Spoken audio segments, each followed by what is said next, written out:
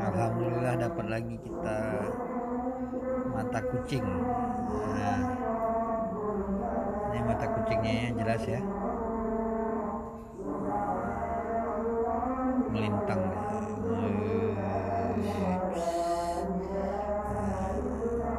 Ini bagian mata kucingnya nih.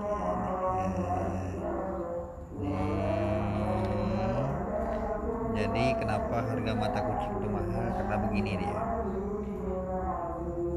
kita belinya mahal, terus satu bongkahan tuh kita cari poinnya lagi, kadang udah dapat poinnya belum tentu jadi, udah susah nyari poinnya, udah dapat belum tentu jadi lagi.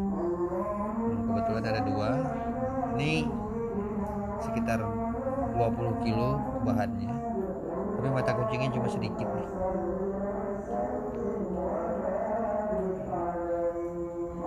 Kalaupun jadi cuma sekitar dapat, inilah bagiannya, kita ambil dari poin-poinnya sekitar 17 piece. Untuk besar kecilnya belum bisa kita pastikan, besok kita potong dulu.